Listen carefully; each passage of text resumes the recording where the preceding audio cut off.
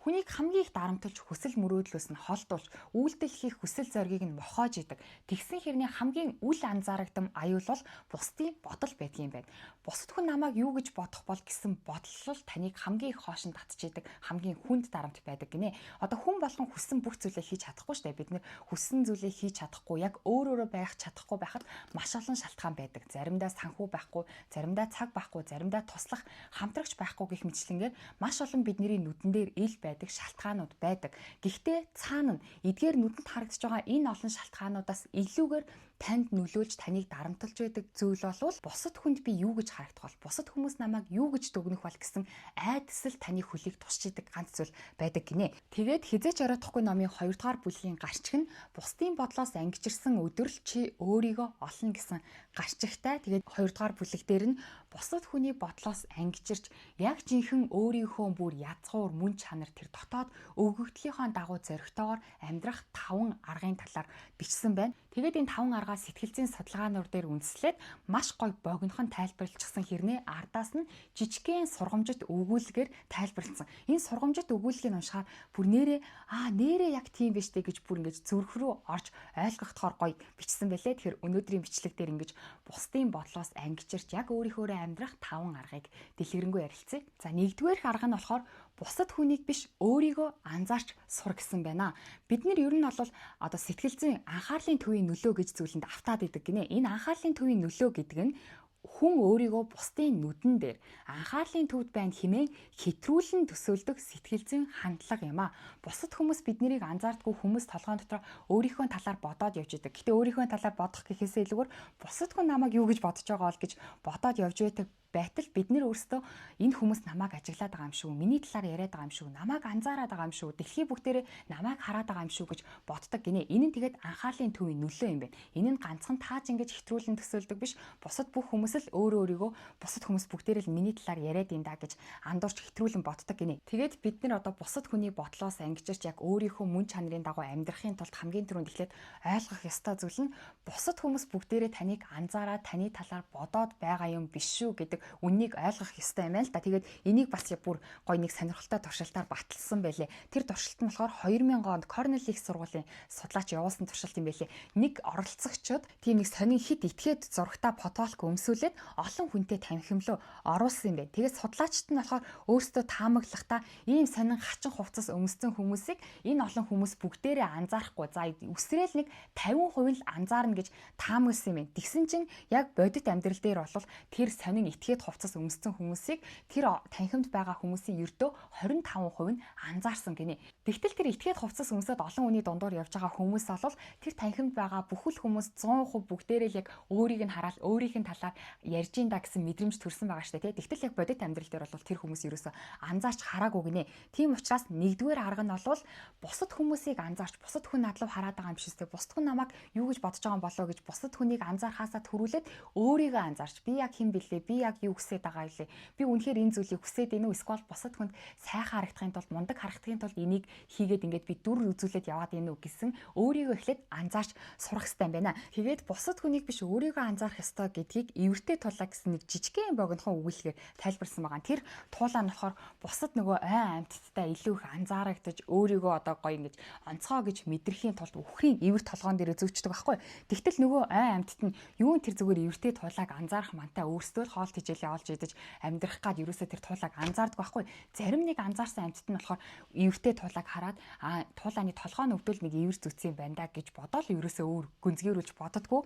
Тэгсэн чинь нөгөө туулаа маань ингээд үхрийн эвэр толгоон дээр зүүж явснаасаа болоо сүүлдээ бүр толгой нь өвдөөд тэгээ тийм эвэр зүчээд ах чинь гэсэн бусад амьтад нь одоо тоохгүй байгаад нь бүр ингээд гомдоод тэгээд ойгоосоо гараа авчтیں۔ Тэгээд гарч яваад зүгээр л яг өөрийнхөө өгөгдөл мөн чанарын дагуу бусад амьтад намайг харж ин да гэж бодлохгүйгээр зүгээр л тэгдэж үсрээд яг өөрийнхөө өгөгдлийн дагуу амьдарч байгаа тухай бичсэн байдаг. Тэгэхээр бид нар ч гэсэн яг энэ туулаатай адилхан бусад хүмүүст ингээд илүү онцгой харагдахын тулд ингээд эвэр зүгээ яваад ах юм бол тэгж эвэр зүйлээгээд бусад хүн бол тэр эвэр зүйлээг нэг анзаарахгүй харин эсэргээрээ жинхэнэ таал өөрөө тэр эвэрнээсээ болоод жинхэнэ өөрийнхөө өгөгдөл мөн чанараа мартах аюултай шүү. Тийм учраас бусад хүнийг анзаарах биш би өөрөө яг хэн бэлээ гэсэн өөр дээрээ анзаарах хэрэгтэй гэдэг нь болохоор нэгдүгээр арга юм байна.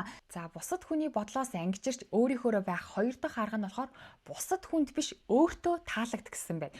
Ер нь бол хүн болгонд л угаасаа бусад хүн таалагдаж хүлээн зөвшөөрөгдөх хэрэгцээ байгаа шүү дээ. Гэхдээ бид нэр хүн болгонд таалагдах боломжгүй юм гинэ. Яагаад вэ гэхээр хүмүүс одоо таны мэдхүүн гажуудал гэж зүйл байдаг юм байна. Энэ таны мэдхүүн гажуудал гэдэг нь хүн өөрөө юмыг дүгнэхтэй болохоор хүн бүр өөрийн амьдралын туршлага, итгэл үнэмшил, сэтгэл хөдлөлийн төлөвт тулгуурлан альваг хүлээж авдаг гинэ. Тийм болохоор таныг нэг хүн сайн хүн гэж яхад нэг хүн муу гэж юм. Тэр хүн л өөрийнхөө итгэл үнэмшил, өөрийнхөө одоо амьдралынхаа туршлага дээр тулгуурлал таныг дүгнэх юм байна. Жишээ нь одоо та юу гэдэг баян онгорын хүн байлаа гэж бодъё л да тий. Тэгвэл би нэг 7 хоногийн өмнө нэг баян онгорын хүнтэй муудалцсан тэр хүн намайг хохироодсон байлаа гэж бодъё. Тэгвэл би таныг юу гэж дүгнэх вэ гэхээр энэ нэг баян онгорын нэг гар энэ бол худлаа байхаа гэж дүгнэнэ. Эсвэргээрээ би 7 хоногийн өмнө нэг баян онгорын хүнтэй уулзсан чинь тэр хүн надад маш их бүр том тус хүргэсэн байлаа гэж бодъё. Тэгвэл би өнөөдөр таныг дүгнэхдээ баян онгорын хүмүүс чинь айгүй сайн хүмүүс байдаг штэ. Айгүй мундаг хүмүүс байсан штэ гэж дүгнэх юм байна. Тийм учраас таныг хүмүүс дүгнэхдээ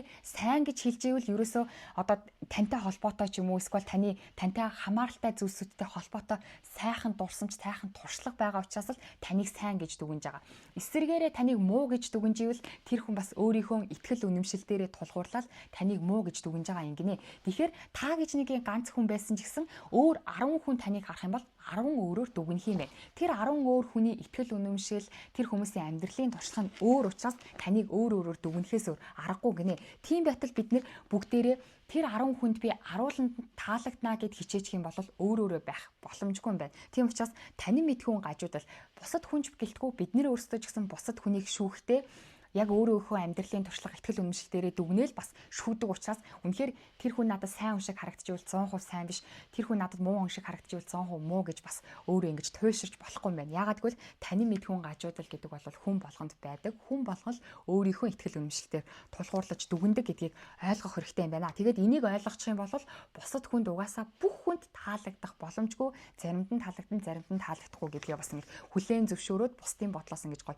чөлөөлөгдөх боломжтой юм байна. За энийг бас ингээд тайлбарласан жижигхэн нэг гоё үлгэр бичсэн байгаа байхгүй. Энэ нь болохоор нөгөө нэг хөгшин бас нэг залуу хоёр хүн илжиг аваад явж байгаа байхгүй. Тэгээд хоёулаа ингээд нэг хот руу орохдоо тэр илжигээ зүгээр ингээд хөтөлцөөд орж байгаа. Тэгсэн чинь хүмүүс харснаа энэ хоёр чинь ямар тэнэг юм бэ? Илжиг авч явж илжигэн дээр ядаж нэгэнч болохоос суугаад явах хэрэгтэй байсан штэ гэд хүмүүс муулдаг байхгүй. Тэгсэн чинь нөгөө хоёрыг чинь залуу нөгөө илжигэн дээрээ гараад явдیں۔ Тэгэл дахиад явж исэн чинь хүмүүс харснаа хүүе энэ залууг хараач хөгшин үнийг алхуулаад өөрөө илжигэн дээрээ гарцсан ямар муу хүн бэ гэж тэгдэг байхгүй. Тэнгүүд нөгөө хоёр чинь байраа солиод хөгшин хүн нь нөгөө илжигэн дээрээ гараад явсан чинь дахиад нэг тав алхсан чинь хүүе тэр нэг муухай хөгшин үнийг хараач залуу хүнийгээ дарамтлаад алхуулчихсан байж тээ гэж муулдаг байхгүй. Тэгээд нөгөө хоёр чинь бүр яхаа мэдгүй сүлдээ нөгөө илжигэн дээрээ хоёлоо давхралтаад мордоод явдаг байхгүй. Тэгсэн чинь хүмүүс харснаа хүүе энэ амтныг хайрлтгүй, амтныг бүр тамалж ин хоёлоо ийм том бийж жижигхэн нэг илжигэн дээр суучлаа гэж дахиад муулдаг байхгүй. Тэгээд тэгсэн чинь нөгөө хоёр чинь бүр сүлдээ яхаа мэдгүй хоёлоо илжгээ бүр дамжлаад өөрсдөө өргөөд явдیں۔ Тэгсэн чинь харсан чинь хүүе энэ хоёр шиг тэнэг амтд гэж байх уу гэд дахиад муулдаг байхгүй. Тэгээд үүнээс харах юм бол зарим хүмүүс нь нөгөө хөгшин хүн чинь илүү чухал штэ гэж ботдог хүмүүс нь залууг нь муулаад ч юм уу те залуу хүн чухал гэж бодож байгаанууд нь хөгшин үнийг муулаад тэгээд заримуд нь амтэн чухал штэ гэж бодож байгаа нь ямар муухай юм бэ амтэн дээр гарч хоёрын хоёр хүн амтэн дээр суулаа гэд амтнаасаа илжигнээсээ буухаар нь болохоор ийм илжиг аваа явж иж дээр нь мортоод явахгүй ямар тэнэг юм бэ гэх мэтлэнгээр ингээ муулаад ер нь бол ингээ хүн болгоны нөгөө харах үнцэг өөр учраас тэр болгонд бүгдэнд нь ингээ таалагдах гэж хичээх юм бол яг л энэ илжиг аваад явж байгаа хоёр хүн шиг яг л нэг хүний өгөөр хөдөлсөн хүн болно. Тийм учраас та яг өөрийнхөө өгөгдөлд мөн чанараар амьдрахын тулд бусад хүнд та бүгдэнд нь таалагдах боломжгүй гэдгээ ойлгоод өөрөө өөртөө таалагдах зүйлийг хийх ёстой юм байна. Тийм учраас хоёр дахь арга бол бусад хүнд биш өөртөө таалагдах гэсэн байна. За гурав дахь нь өөрийнхөө үн цэнийг өөрөө мэдрэх гэсэн байна. Энэ үн цэн гэдэг өөрийнхөө үн цэнийг бусад хүний бодол, үнэлэмж хэрвээ тодорхойлолтоор та өөрийгөө үн цэнийг тодорхойлоод хэлэх юм бол энэ бол өөрийгөө үгүйсгэж байгаа хамгийн аюултай эхний алхам юм байна. Тэгэхээр өөрийн энэ үн цэнийг өөрөө мэдрэхийн тулд өөрийн үн цэн гэдэг нь дөрвөн зүйлээс бүрддэг юм байна. Нэгт болохоор өөрийгөө та хүлээн зөвшөөрөх юм байна. Хүлээн зөвшөөрөхдөө өөрийнхөө алдаа дутагдал, сул талуудаа хүлээн зөвшөөрнө. За миний сул тал угаасаа энэ юм чингээ сул талаа засахгүй байна гэсэн үг шүү дээ. Гэхдээ би энэндээ жоохон таарав гэдгээ яг байгаагаар нь хүлээн зөвшөөрөх нь нэгт юм байна. Өөрийгөө үн цэнийг дээшлүүлэхийн тулд нэгтгэх нь. Хоёр дахь нь болохоор өөртөө итгэх итгэл гинэ. Өөртөө итгэх итгэл гэдэг нь яг та зоригтойгоор шийдвэр гаргаад тэр шийдвэрийнхаа дагуу зоригтой алхам хийх тэнхээ чадварыг өөртөө итгэх итгэл гэдэг юм байна. За гурав дахь нь болохоор өөртөө инэрэлтэй хандах. Энэ болохоор та одоо буруу алдаа гаргасныхаа дараа заавал бусд хүмүүсээр уучлуулах гал бусд хүмүүсээс уучлалт ирж явах биш. Өөрөө өөрийгөө эхлээд уучлаад, өөрөө өөрийгөө ойлгоод, өөрөө өөрийгөө тэгж алдаа гаргасныхаа дараа дахиж дэмжиж босгох тэр инрэнгүй өөртөө инрэнгүй хандах нь болохоор гурав дахь зүйл нь юм байна. Дөрөв дэх нь болохоор хувийн үнэт зүйл. Энэ болохоор таны амьдралыг чиглүүлдэг дотоод итгэл, үнэмшил, зарчмаа та өөрөө тодорхойлчихсан байх хэрэгтэй байна. Тэгэд энэ дөрвөн зүйл нь таны өөрийн үн цэнийг бүрдүүлж идэг юм байна. Тэгтэл энэ өөрийнхөө үн цэнийг бусад хүмүүсээр бусад хүн таныг юу гэж хэлж ийн тэрүүгээр нь та дүгнээд ах юм бол өөрөө өөрийгөө үгүйсгэх хамгийн аюултай алхам гэсэн байна. За тэгээд энэ өөрөө өөрийнхөө үн цэнийг та өөрөө тодорхойлж өөрөө мэдрэх ёстой гэдгийг бас жижигхэн гоё ягт үлгэрээр тайлбарлчихсан байгаа нь хаврын нэг өдөр их нугас үүрэндээ өндөгнүүдээ тэврэн биеийн илчээр дулаацуулж байлаа. Удалгүй өндөгнүүд нэг нэгээрээ хагарч шаргал өхөөрдөм дэгдээхэнүүд баяр хөөртэйгээр жиргэн гарч ирвэ. Гэвч үүрэнд байсан хамгийн том жигтэй өндөг хагарахгүй удаан хүлээлгэжээ. Эцэст нь тэр өндөгч хагарч дотор нь үлэмж биетэй саарал өнгөтэй бусдаас тис өөр дэгдээхээ төрөн гарч ирвэ. Энэ муухай дэгдээхээ хаа очсон газар болгондоо шоолуулж тоншуулж муу үг сонсож гадуур хогддог байваа. Ингээд нөгөө дэгдээхээ чи ингээ хаа очсон газараа ад үзэгдэж байгаа болохоор өөрөө тэгээ бусдаас арай юм гажигтай юм шиг байгаа болохоор нөгөө дэгдээх нь ингээ яваад өгдөг.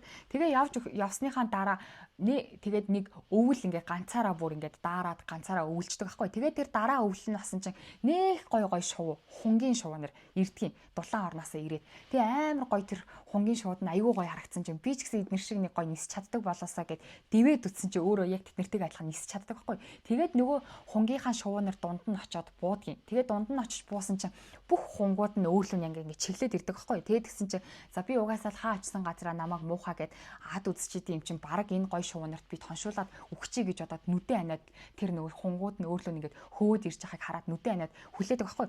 Тэгсэн чинь нөгөө хунгууд нь ирснээ чи ямар гой үзэсгэлэнтэй юм бэ гэж хэлтийн. Тэгсэн чинь нөгөөд чинь гахаад нүдэн нэгээд би удаа дандаа л нөгөө нэг муухай гэж ад үзэгддэг байсан намайг гой гэдэг байгаа мó гэд нүдэн нэгээд нөгөөд хэллүү чи хараад гайхдаг байхгүй. Тэгсэн чинь нөгөөд л чи өстө үнэхээр үзэсгэлэнтэй юм аа гэл. Тэгээ нөгөөд чинь гахаад усанд өөрийгөө ингээд ойлгоод харсан чинь бүр амар гой цав цагаан үзэсгэлэнтэй хун олцсон байдیں۔ Тэгээд тэр чинь нөгөө өвлжж байгаа хооронд нь үдсүүд нь солигдоод бүр тийм гой хун олцсон байдаг. Тэгээд яг ингээд өөрийнхөө жинхэнэ өгөгдлийнхөө дагуу төрлөх мөн чанар руугаа орчихсон байдаг байхгүй. Тэгээд нөгөө хүн чинь би чи угаасаа л нөгөө хэдийн өмнө нь байсан тэр дэгдээхээ нүдийн нэг төрөл биш байсан юм байна штэ. Миний байх ёстой газар чинь энэ байсан юм байна штэ. Би чинь өөр төрөл байсан юм байна штэ гэдгээ ойлгодог. Тэгээ номын зохиолч маань энэ ягт үлгэрээр дамжуулаад өөрийнхөө үн цэнийг бусад хүнээр үнэлүүлэх биш та өөрөө үнэлэх ёстой шүү. Ягаад гэвэл бусад хүн болгоны чинь ингээд дотор нь өгөгдчихсэн өгөгдлүүд нь өөр байдаг. Зарим хүн айгуу гой дуулдаг бол зарим нь бүжгэлдэг, зарим нь одоо айгуу өндөр оюуны потенциалтай ч юм уу ингээд өөр өгөгдөлтөө байтал нэг гой дуулдаг гар нь таныг яагаад дуулж чадахгүй байгаа юм бэ гэсний төлөө би чинь гой дуулж чаддаггүй юм чинь би чинь үн цэнэгүй юм байна гэж дүгнэх биш. Яг өөрийнхөө танд өгөгдчихсэн өгөгдөл нь юу вэ? Тэр өөрийнхөө үн цэнийг бусад хүнтэй харьцуулж юм уу? Бусад хүн таныг юу гэж байна гэдгээр дүгнэж болохгүй шүү. Өөрийнхөө үн цэнийг өөрөө мэдрэх ёстой шүү гэж бичсэн байна. Дөрөвдөх нь болохоор өөрийн амьдралын утгыг өөрөө бүтээгнэ. За энэ утга учирын амьдралын утга учирын хувьд бол хүн болгоны утга учир үн цэнтэй гэж боддог зүйл өөр байдаг шүү дээ, тий. Зарим нэг хүн нь одоо ном бичих утга учиртай гэж боддог бол зарим нь зөндөө олон ном байх чинь ном бичих чинь ямар ч утга учиргүй шүү дээ, үн цэнэгүй шүү дээ гэж боддогч байж болно. Ингээ хүн болгоны үн цэн өгдөг утга учир өгдөг зүйл өөр байдаг. Гэхдээ номон дээр бол тайлбарлаж агаар тухайн зүйл нь угаасаа зүгээр л нэг зүйл юм байл та. Тэр зүйл яагаад зарим хүний хувьд үн цэнтэй болоод зарим хүний хувьд үн цэнэгүй болоод ийна гэхээр тэр үн цэн утга учир гэдэг зүйл бол та өөрөөсөө хэр их цаг өөрөөсөө хэр их одоо хүчин чадалмаарт гаргасан бэ тэрнээс чин хамаарат таны хувьд тэр зүйл нь үн цэнтэй утга учиртай болдго юм байна. Харин Өөр нэг хүн тань шиг тэгэж үнцийн цаг хугацаагаа зориулаагүй болвол тэр хүний хувьд утга учиртай биш байх юм байна. Тийм учраас номын зохиолч маань өөрийн амьдралын утга учирыг өөрөө бүтээгээрэй гэсэн нь болохоор таны хувьд ингээд утга учиртай үн цэнтэй зүйл чинь магадгүй бусад хүмүүсийн хувьд айгүй инээдтэй юу ч биш байж магадгүй шүү. Гэхдээ та өөрөө тэр утга учиртай зүйлээ хийж байхдаа та өөрөө илүү гоё төлөвшж идэг тэр зүйл чинь хийх тусам чинь бүр л илүү их таны хувьд гоё илүү үн цэнтэй болно. Тэгээд тэр нь таны амьдралын чинь бүр утга учир таны амьдралын нэг хэсэг учраас бусад хүмүүс хүлээн зөвшөөрөхгүй байлаа гэд хамаагүй шүү. Өөрийнхөө амьдралын утга учирыг өөрөө бүтээгсээр байгаарай гинэ. Тэгээ энийгээ бас гоё нөгөө нэг бяцхан хунтааж гэд алтартай зохиолоор тайлбарлаж бичсэн байлээ. Бяцхан хунтааж гэд энэ зохиолын талаар бас дараагийн бичлэгтээ оруулна. Энэ зохиол дээр болохоор нэг одоо ханхүү нэг гариг дээр ганцаар амьдардаг. Гэхдээ тэр гариг дээр болохоор гав ганцаархнаа хэрнээ ганцхан сарнаатай. Тэгээд тэр гариг дээрээ ганцаархнаа нэг сарнаатай л хамт байгаа юм чинь тэр сарнаагаал гоё услал тэр сарнаандаа л бүхэл зүрх сэтгэлээ зориулна шүү дээ, тий. Тэгтэл нөгөө сарнаа сүлдээ чи намайг тоохгүй ингээд гомдлоод хэлдэг байхгүй. Тэгсэн чинь нөгөө ханхүү нөгөө сарнаагаа орхиод өөр гаригууд руу ингээд аялаж үзтээ. Янз бүрийн өөр гаригууд руу аялж агаад сүлдээ дэлхий дээр ирсэн чинь дэлхийд дотор басан чинь өөрийнх нь амьдардаг нөгөө уугуул гариг дээр нь бол нэг л ганцхан шиг сарнаа байсан шүү дээ. Тэгсэн чинь дэлхий дээр ирсэн чинь тэр сарнаатай адилхан өч төчнөө сарнаа дүүрэн байдаг байхгүй. Тэгээд нөгөө ханхуу чинь бодохдоо хүүе миний нөгөө өмнөх сарнаагийн чинь би амар онцгой тэр сарнааг стоп дахин давтагдчихгүй гайхалтай гэж бодож исэн чинь энэ сарнаа тэр сарнаатай маань адилхан сарнаа ингээд дүүрэн байгаа юм чинь тэр сарнаа маань ерөөсөө тийм утга учиргүй юм шүү гэж бодох гэж эхэлдэг. Тэгтэл яагаад тэр санаа түүний хувьд тийм утга учиртай байсан бэ гэхээр өөрөө тэрэндээ зүрх сэтгэлээ зориулсан өөрөө тэрийг одоо ингээд хайрлаж халамжилж ургуулсан учраас зөвхөн тэр хүний хувьд ингээд үн цэнтэй байгаа хгүй. Тэгээд намын зохиолч маань үүгээр илэрхийлж байгаа юм ч гэсэн яг адилхан бусад хүний хувьд энгийн юм шиг зүгээр л нэг зүйл юм шиг ямар ч утга учиргүй юм шиг байгаа зүйл таны хувьд үн цэнтэй байдаг. Та өөрөө сэтгэл зүрхээ зориулсан учраас тэр таны хувьд үн цэнтэй байдаг. Тэгэхээр өөрийнхөө тэр амьдралын утга учирыг та өөрөө сэтгэл зүрхээ цагаа зорцоолох тусам таны амьдралын чинь утга учир гоё цэцэглэж босч ирэх учраас өөрийнхөө амьдралын утга учирыг та өөрөө бүтээдэг шүү. Тэр чинь гинт нэг өдөр гараад ирдэг зүйл биш шүү. Өөрөө та бүтээх ёстой шүү гэж бас бичсэн байлээ. Тэгэхээр нөгөө талаасаа бас нөгөө өөр бусад хүмүүс ч гэсэн өөрийнхөө сэтгэл зүрхээ цагаа энерги хүчээ сэтгэлээ зориулсан юм нь тухайн хүмүүстэй айгүй үн цэнтэй гэсэн үг шүү дээ, тий. Бидний нүдээр харахад ямар ч үн цэнэгүй юм шиг харагдаж байгаа ч гэсэн яг тухайн хүндээ үн цэнтэй гэсэн үг учраас бас бусад хүний үн цэн өгдөг утга учир өгдөг зүйлсүүдийг ямар утга учиргүй хэрэггүй юм цаг мөнгө зарцуулд юм бэ гэж бас